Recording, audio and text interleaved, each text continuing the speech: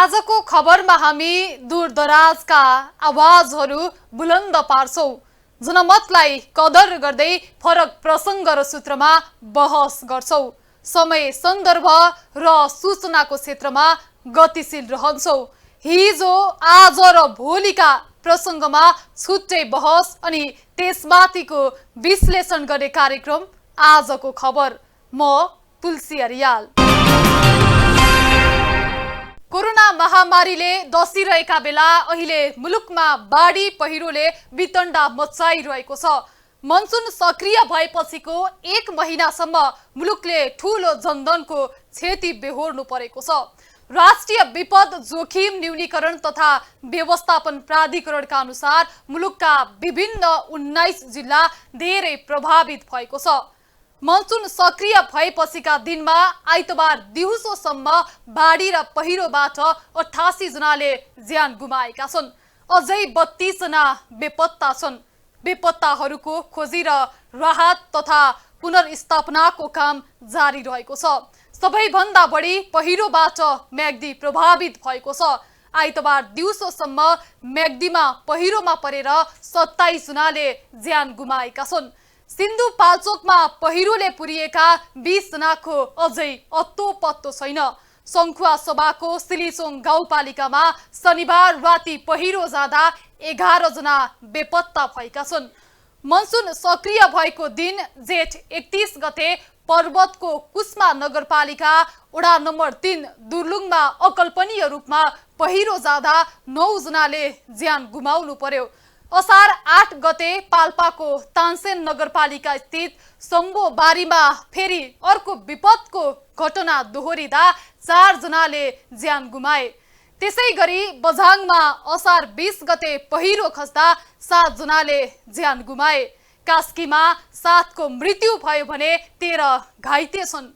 जाजरकोटबाट प्राप्त विवरण अनुसार 9 जनाको मृत्यु भएको छ। उता झापामा बाढीले 1 को मृत्यु, 5 घर विस्थापित छन्। गुल्मीमा 5 को मृत्यु भएको छ भने 1 जना बेपत्ता छन्। यस्तै लमजुङमा 4 को मृत्यु भएको छ। रुकुम पश्चिम र दार्चुलामा 2 जनाको मृत्यु भएको छ। बाढी पहिरोमा परेर गोर्खा, स्याङ्जा, बागलुङ, डोटी, सल्यान, कालीकोट, सुर्खेत, झापा र चितवनमा 1 जनाको मृत्यु भएको छ। प्राकृतिक विपत्तिबाट नेपाल उच्च जोखिममा रहेको भए पनि त्यस विरुद्धको सावधानी र क्षति न्यूनीकरणका प्रयासहरू भने प्रभावविहीन जस्तै छन्। विपद व्यवस्थापन र न्यूनीकरणको नाउँमा हरेक वर्ष करोडौं रकम विनियोजन हुन्छ, तर जोखिम बढ्दो क्रममा छ। वर्षेनी बाढी पहिरोले सयौं मानिस निलिरहेको छ। हजारौं नागरिक बिचल्लीमा पर्ने गरेका छन्। तर समस्या झन पछि झन कठोर बन्दै गएको छ। विकासको जग थाप्न अध्ययन बिना जथाभावी डोजर चलाएर पहाड भत्काउँदा पहाडमा पहिरोको जोखिम बढ्दै गएको छ भने भारतीय पक्षले एकलौटी रूपमा निर्माण गरेका बाँध नहरका कारण तराईका लाखौं परिवार बाढी र डुबानको चपेटामा परेका छन्। तर पनि सरकारले क्षति भइसकेपछि उद्धार र राहत गरे पनि दीर्घकालीन समाधानतर्फ भने ध्यानै पुर्याउन सकेको छैन। बाढी पहिरोको उच्च जोखिममा रहेका बस्तीलाई सुरक्षित बनाउने तर्फ कुनै तयारी देखिँदैन। बाढी पहिरोको जोखिम न्यूनीकरणमा स्थानीय सरकारहरू पूर्व तयारीमा जुट्नुपर्ने देखिएको छ। मनसुन सक्रिय भएपछि सुरु भएको अविरल वर्षासँगै आएको बाढी र पहिरोले देशैभर ठूलो जनधनको क्षति बेहोर्नु परेको छ। मनसुन सुरु भएको 1 महिनामा बाढी पहिरो, चट्याङ लगायतका विपदका घटनामा 107 जनाको मृत्यु भएको छ।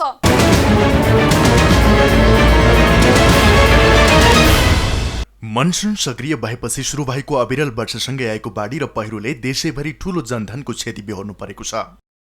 मनसुन सुरु भएको 1 महिनामा बाढी पहिरो, चट्याङ लगायतका विपदका घटनामा 107 जनाको मृत्यु भएको छ। गएको जुन 12 गते अर्थात् जेठ 30 गते पूर्वबाट नेपाल प्रवेश गरेको मनसुन लगातार सक्रिय रहँदा देशभर बाढी पहिरो र चट्याङले मात्रै 95 जनाको मृत्यु भएको छ।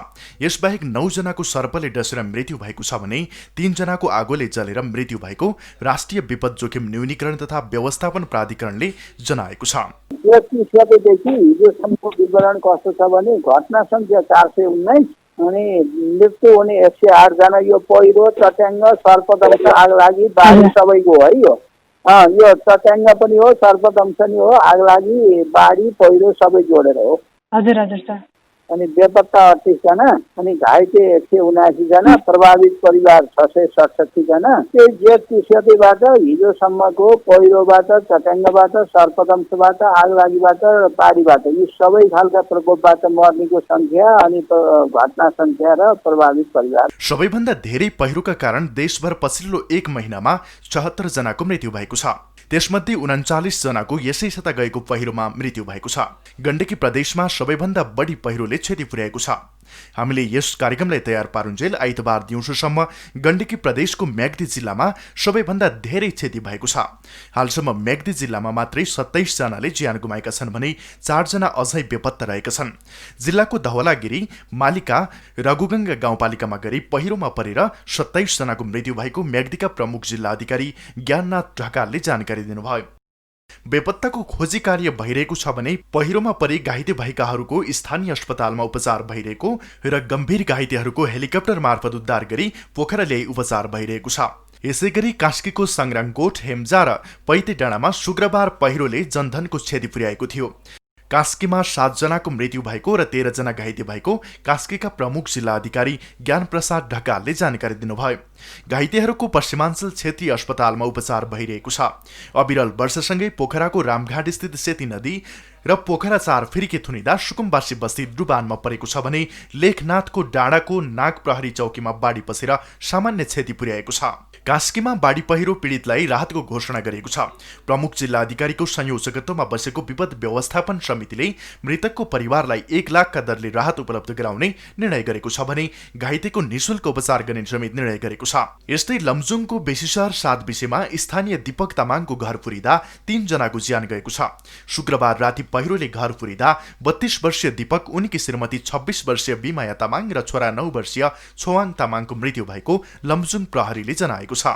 बाढी पहिरोले गोरखा, स्याङ्जा, बागलुङ लगायतका जिल्लाहरूमा समेत क्षति पुर्याएको छ भने बेपत्ताहरूको खोजी र राहत तथा पुनर्स्थापनाको काम जारी रहेको सम्बन्धित जिल्लाका प्रमुख जिल्ला अधिकारीहरूले जानकारी दिएका छन्। बाढी र पहिरोबाट म्याग्दी, जाजरकोट र सिन्धुपाल्चोकमा 396 परिवारका 1600 जना भन्दा बढी विस्थापित भएका छन्।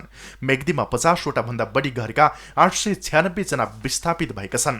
विस्थापित मध्ये सिवाङ माविमा 80, दलित सामुदायिक भवन रामसेमा 250, जनविकास आधारभूत विद्यालय अरवाङमा 200 र अन्यलाई बीमको किसानी मावि तथा आफन्तकोमा राखिएको छ। उनीहरूका लागि 3 देखि 5 दिनलाई पुग्ने 50 बोरा चामल, दाल, नुन तेल गरी खाद्यान्नको व्यवस्था गरिएको छ। सिवाङको कल्लेनी र ताकमका विस्थापितलाई धवलागिरी गाउँपालिकाले छुट्टै खाने बस्ने व्यवस्था मिलाएको मराङका वडाध्यक्ष राजाराम सुवेदीले बताउनुभयो। जाजरकोटको बारेकोट गाउँपालिकाका 500 जना भन्दा बढी विस्थापित भएका छन्। यस्तै चितवनको माडीमा बाढीले बगाउँदा 1 जनाको मृत्यु भएको छ। माडी गाउँपालिका 8 का पूर्वसिंह तामाङको मृत्यु भएको हो। यस्तै भरतपुर महानगरपालिका 27 दिव्यनगरमा नारायणी नदीले 5 मिटर ड्याम भत्काएको छ। 7 मिटर ड्याम मध्ये 2 मिटर मात्रै बाँकी रहेको प्रहरीले जनाएको छ।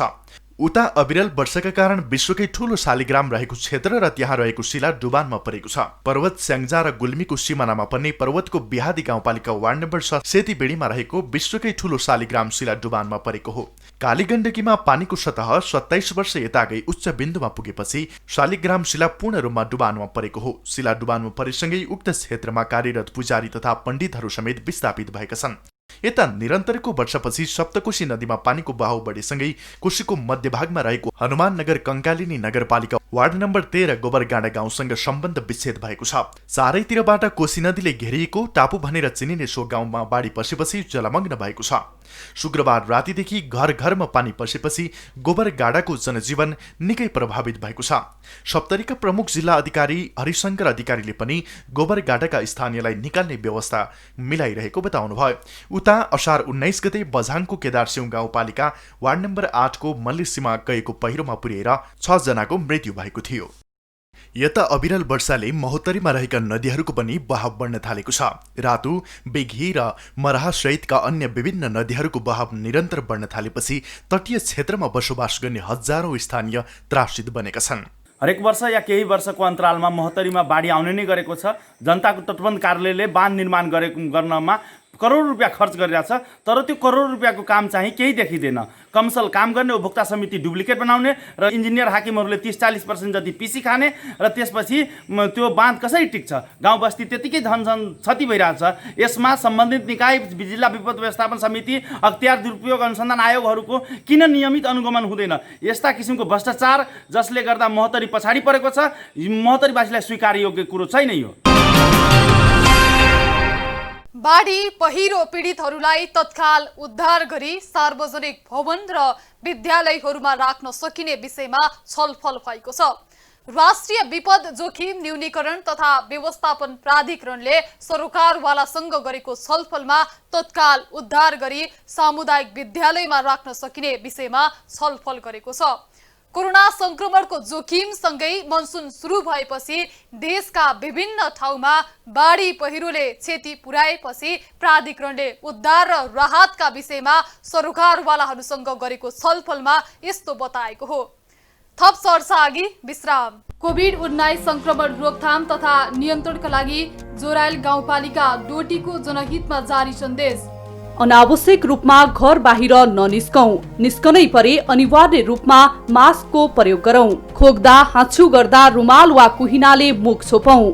श्वास प्रश्वासमा अत्याधिक समस्या भए नजिकैको स्वास्थ्य संस्थामा सम्पर्क गरौं। नियमित रूपमा साबुन पानीले हात धुने गरौं। दुर्गा दत्त ओझा, अध्यक्ष, जमुना बोहरा, उपाध्यक्ष, जोरायल गाउँपालिका डोटी।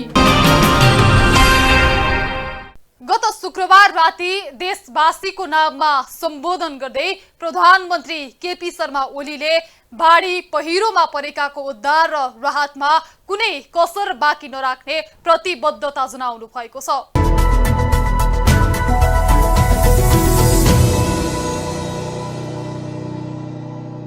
बाढी पहिरो पीडितहरूलाई तत्काल उद्धार गरी सार्वजनिक भवन र विद्यालयहरूमा राख्न सकिने विषयमा छलफल भएको छ।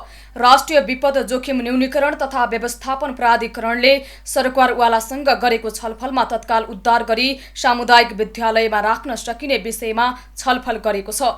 कोरोना संक्रमणको जोखिमसँगै मनसुन सुरु भएपछि देशका विभिन्न ठाउँमा बाढी पहिरोले क्षति पुर्याएपछि प्राधिकरणले उद्धार र राहतका विषयमा सरकारवालाहरूसँग गरेको छलफलमा यस्तो बताएको हो।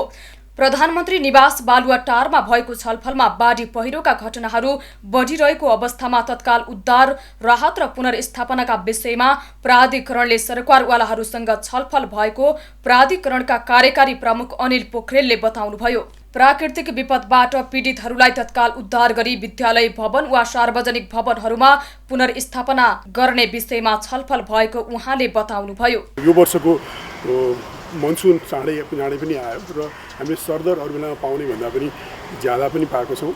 त्यो सँगसँगै हामीहरूले यो अरू घटनाहरू मुख्य गरी पहिरो यो गएको 2-3 दिनमा हामीले जुन देख्यौँ, मनसुनको सुरुवात सँगसँगै हामीले पर्वतमा जुन देख्यौँ त्यस्ता खालका घटनाहरूले गर्दाखेरि हामीहरूले यसलाई आज यो अहिले रिफ्लेक्ट गरेर हेरौँ हामीले के भइरहेछ, हाम्रो पूर्व तयारीको कार्यक्रमहरू हामीले के गरिरहेका छौँ, त्यो चिजमा हामीहरू अझै कसरी सुदृढीकरण गर्न सकिन्छ, कसरी जनताहरूको बिचमा हामीले यसको तुरुन्तै राहत पुनर्स्थापना गर्ने चिजहरूलाई यथाशक्य जस्ट इन टाइम कति छिटो पुर्याउन सकिन्छ भनेर हामीहरूले सबै मन्त्रालयहरू बिचमा, सुरक्षा अङ्गहरूको बिचमा र अन्य सम्बन्धित अरू मन्त्रालयहरूलाई पनि बोलाएर आज सोमालेज्यूको अध्यक्षतामा 4थो राष्ट्रिय विपद जोखिम न्यूनीकरण तथा यो परिषदको यसको बैठक भएको थियो।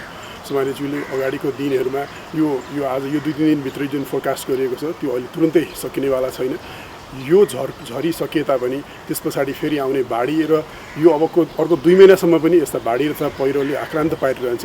त्यसको लागि हामीहरू हरेक जिल्लामा हरेक स्थानीय तहमा हामीहरू त्यहाँ नजिकै भएका इन्स्टिट्युसन्सहरूमा गएर अहिले भएका सामग्रीहरूलाई पनि त्यहाँ लगेर प्रिपोजिसनिङ गर्ने र यथाशक्य छिटो समयमा हामीहरूले त्यसलाई पुर्याउने हिसाबबाट पूर्व तयारी गर्नलाई उहाँले निर्देशन दिनुभएको छ। यता शुक्रबार राति देशवासीको नाममा सम्बोधन गर्दै प्रधानमन्त्री केपी शर्मा ओलीले देशभर भइरहेको बाढी पहिरोको प्रकोपमा उद्धार र कोभिड-19 महामारी नियन्त्रणमा भइरहेको प्रयास बारे पनि जानकारी गराउनु भएको थियो।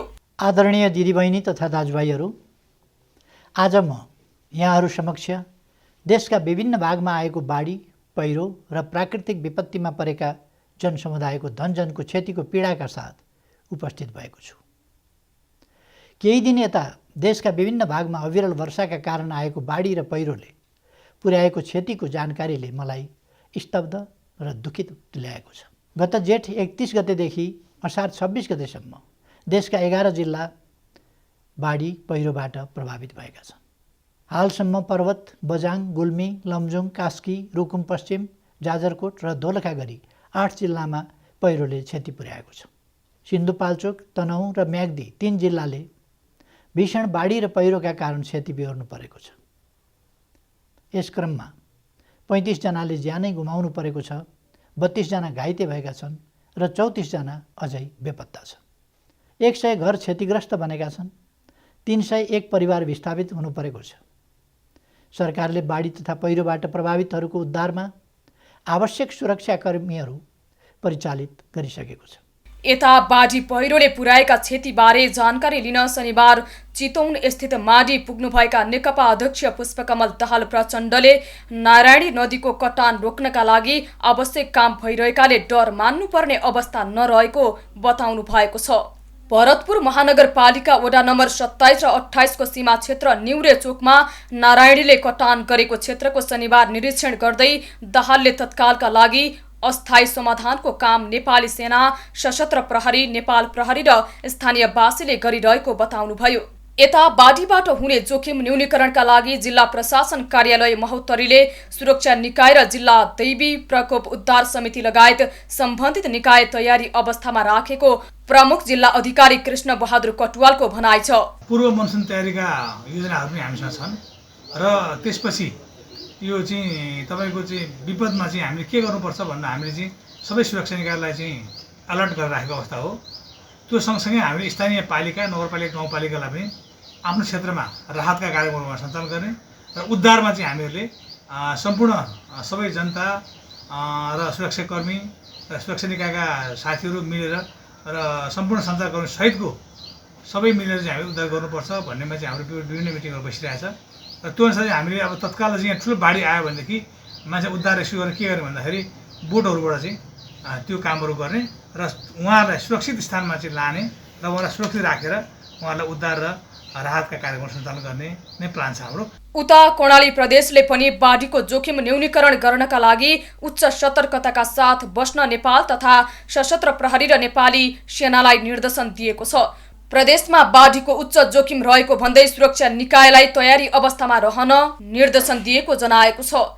आम जनतालाई पनि आफ्नो तर्फबाट सचेत रहन सूचीकृत गरेको कर्णाली प्रदेशका आन्तरिक मामिला तथा कानुन मन्त्री नरेश भण्डारीले बताउनुभयो। प्राकृतिक विपदको एउटा जोखिम क्षेत्र पनि हो यो।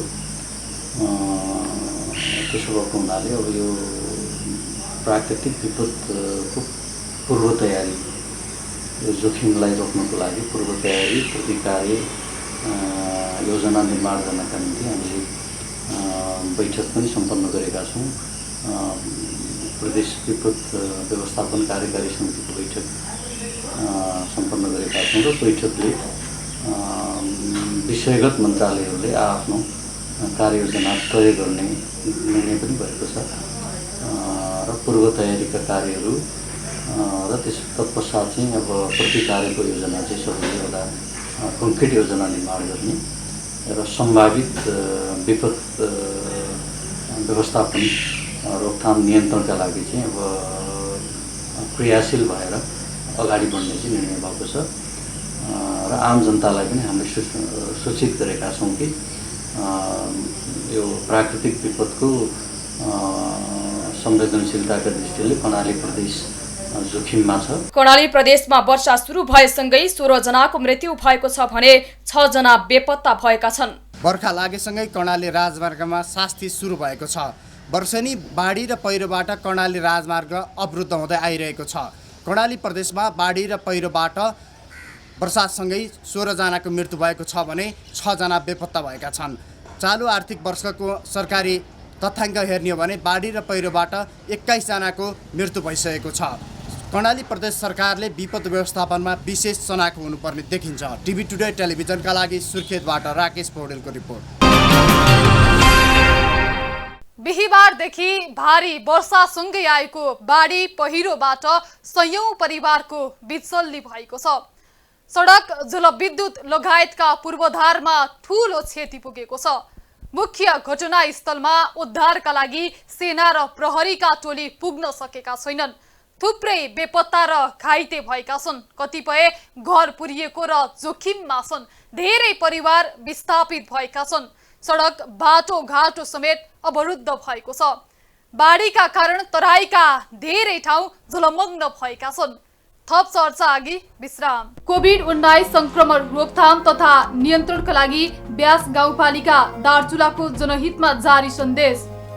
अति आवश्यक काम बाहेक घरबाट बाहिर ननिस्कियौं। मास्कको प्रयोग गरौं। अनिवार्य रूपमा साबुन पानीले हात धुने गरौं। साबुन पानीले हात धुन नमिल्ने अवस्थामा गुणस्तरीय स्यानिटाइजरको प्रयोग गरौं। भिडभाड वा धेरै मानिसहरूको उपस्थिति हुने सबै कार्यक्रमहरू बन्द गरौं। दिलीप बुढाथोकी अध्यक्ष, हेमा भट्ट उपाध्यक्ष, ब्यास गाउँपालिका दार्चुला। बाढी र पहिरो जस्ता प्रकोपमा परि नेपालमा वर्षेनी सयौंले ज्यान गुमाउने गरेका छन्। विपद व्यवस्थापन तथा न्यूनीकरण सम्बन्धी थुप्रै सरकारी संरचनाहरू पनि खडा गरिएका छन्। तर विपद जोखिम न्यूनीकरणका लागि बन्ने गरेका योजना र तयारीहरू अहिलेसम्म कागजमै सीमित छन्। घटना घटेपछिको उद्धार र राहत वितरण बाहेकका घटना घट्नै नदिने किसिमका ठोस पहल कदमी भने अहिलेसम्म हुन सकेका छैनन्, जसको परिणाम स्वरूप हरेक वर्ष सयौंले अकालमा मृत्युवरण गर्न अभिशप्त छन्।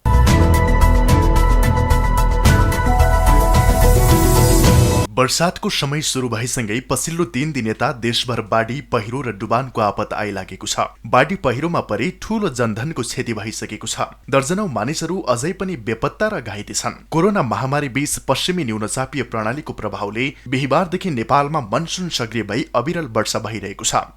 मौसम पूर्वानुमान महाशाखाका अनुसार सोमबारसम्म मनसुन सक्रिय हुने भएकाले सतर्कता अपनाउन आग्रह गरिरहेको छ। वर्षाले सिन्धुपाल्चोकको भोडेकोशी, बारबिसे र मेगदी, जाजरकोट, तनहुँ लगायतका जिल्लामा जनधनको क्षति गरेको छ। अब मनसुन मध्य र पूर्वतिर सक्रिय हुँदा थप क्षति हुने निश्चित छ। गृह मन्त्रालयले मुख्यतः सूचना प्रवाह, उद्धार र राहतमा आफूलाई केन्द्रित गरेको छ। सुरुमा जोखिम क्षेत्रका मानिसहरूलाई सूचना दिएर सुसूचित गराउने काम सरकारले गर्दै आइरहेको छ। राष्ट्रिय विपद जोखिम न्यूनीकरण तथा व्यवस्थापन प्राधिकरणले सरकारवालासँग गरेको छलफलमा तत्काल उद्धार गरी सामुदायिक विद्यालयमा राख्न सकिने विषयमा पनि छलफल गरेको छ। वैशाख 1 गते हामीहरूको यही चिजलाई हामीहरूले स्पष्ट त्यतिखेर माननीय प्रधानमन्त्रीजीको अध्यक्षतामा बसेको मिटिङले यो बाढी पहिरोको लागि नै मुख्य गरी हाम्रो पूर्व तयारी प्रतिकारी प्रभावकारी हिसाबबाट हामीले अहिलेदेखि नै सुरु गरौँ भनेर वैशाख 1 गतेबाटै सुरु भएको। त्यो हिसाबबाट यो घटना घटिसके पछाडि बसेको यो मिटिङ कदापि पनि होइन। त्यस पछाडि पनि यसको पूर्व तयारी प्रतिकारी योजना हामीले सहकार्य गरेर बनायौँ। थुप्रै संस्थाहरूसँग, मुख्य गरी विभिन्न मन्त्रालयहरू, यसका संयुक्त राष्ट्र सङ्घका विभिन्न यसका संस्थाहरू, UN एजेन्सिजहरू, त्योसँग अरू डेभलपमेन्ट पार्टनर्सहरू, सुरक्षा अङ्गहरूसँग हामीले बस्यौँ। त्यो सँगसँगै हामीले थुप्रै थीमेटिक मिटिङ्सहरू गऱ्यौँ। बाढीको लागि छुट्टै गऱ्यौँ, पहिरोको लागि छुट्टै गऱ्यौँ, त्यसको अर्ली वार्निङ सिस्टम्सहरू, त्यसको लागि छुट्टै हामीले मिटिङहरू गरेर थुप्रै राउन्ड्स अफ मिटिङ गरिसके पछाडि अनि हामीले त्यसलाई हामीले असारमै, यो असारको सुरुवात लाग्दाखेरि हामीले यसको पूर्व तयारी र प्रतिकारी योजना चाहिँ हामीहरूको कार्यकारी समितिको बैठक बस्यो माननीय गृहमन्त्रीजीको अध्यक्षतामा। त्यसले यसलाई पारित गर्यो। त्यो पारित गरिसके पछाडि त्यो हिसाबबाट हेर्ने हो भने यो त यसको चाहिँ अहिले सुरुको यो टेस्ट केसेस चिजहरू जस्तो पनि भयो। हामीहरू अझै प्रभावकारी कसै हुनसक्छ त्यो कार्ययोजनाहरूलाई हामीहरू त्योमा थप के गर्न सकिन्छ यसपालिको जुन अलिक परिस्थिति हेरेर त्यो हिसाबबाट बसेको बैठक हो। यो घटना घटिसके पछाडि मात्र बसेको बैठक होइन। नेपालमा बाढी र पहिरोको उच्च खतरा रहे पनि जोखिम न्यूनीकरणमा ठोस पहलकदमी हुन सकेको अवस्था छैन। विपद न्यूनीकरणका लागि गठन भएका सरकारी संरचनाहरू पनि कागजी योजनामै सीमित छन्। विपद जोखिमका लागि बनेका दर्जनौं योजनाहरू कार्यान्वयनको तहमा पुग्नै सकेका छैनन्। जोखिमयुक्त बस्तीलाई स्थानान्तरण गराई सुरक्षित ठाउँमा सार्नुपर्ने भए पनि त्यो व्यवहारमा लागू हुन सकेको छैन। परिणामस्वरूप वर्षेनी सयौं व्यक्ति अकालमै ज्यान गुमाउन अभिशप्त छन्। पहिरोले अति जोखिम रहेका पहाडका बस्तीहरूको व्यवस्थापनमा कसैले चासो देखाएकै छैनन्। विकासको जस थाप्न अध्ययन बिना जथाभावी डोजर चलाएर बाटोघाटो निर्माण हुनुले पनि पहाडमा पहिरोको जोखिम अझै बढ्दै गइरहेको छ। तराईमा पनि बाढीको अति जोखिमयुक्त बस्तीलाई सुरक्षित बनाउनेतर्फ ध्यान पुगेको देखिन्न। सरकारले बाढी पहिरोमा परेपछि बेपत्ता र घाइतेहरूको उद्धार र राहत वितरण भन्दा पनि अन्य परिणाम दिन सकिरहेको छैन। बाढी पहिरोको जोखिम न्यूनीकरणमा स्थानीय सरकारहरू पूर्व तयारीमा जुट्नुपर्ने देखिएको छ। क्षति भएपछि मात्रै सक्रियता देखाउनु भन्दा क्षति हुनु पूर्व नै आवश्यक पहलकदमी गर्न सके वर्षेनी ठूलो जनधनको क्षति बेहोर्नु पर्ने थिएन कि? करिडोर सडकका नाममा नदीलाई साँगुरो बनाउने, नदी खोला मिचेर बस्ती आवास गृह बनाउने, अव्यवस्थित शहर विस्तार तथा प्लानिङका नाममा निकास बिनाका संरचना निर्माण लगायत कारणले पनि डुबानको समस्या बढाएको छ। क्षति भएपछि मात्रै मती आउने प्रवृत्ति अहिले पनि यथावतै छ। गर्मी लागेपछि गर्मीको कुरा गर्ने, विमान दुर्घटना भएपछि नेपाली आकाशको असुरक्षाका बारेमा कुरा गर्ने, सडक दुर्घटना भएपछि सडक संरचनालाई दोष दिने नियमिततामा नै सरकार र मातहतका निकाय सीमित भएका छन्। जब विपत्ति आइलाग्छ तब गृह मन्त्रालयले उद्धार र राहत वितरणको काम सुरु गर्छ। मन्त्रीहरूका हेलिकप्टर आकाशमा देखिने गर्छन्। अनुगमनको नाममा प्रतिस्पर्धा नै चल्छ। बढी क्षति भएको वा कमै क्षति भए पनि आफ्नो क्षेत्रमा प्रधानमन्त्री पनि पुग्नुहुन्छ। जब वर्षा रोकिन्छ, घाम लाग्न सुरु हुन्छ, तब जोखिम न्यूनीकरणका प्रयासहरू शिथिल हुँदै जान्छन्। समयमै उद्धार नभएको र राहत नबाडिएको अपुग भएको भन्दै प्रभावितहरू आक्रोशित छन्। सर्वत्र सरकारको विरोध भइरहेको छ। गृहमन्त्री भन्नुहुन्छ मेरो काम उद्धार र राहत बाँड्ने हो। त्यसो भए जोखिम न्यूनीकरणको पूर्व तयारी गर्ने जिम्मेवारी कसको त? नमस्कार।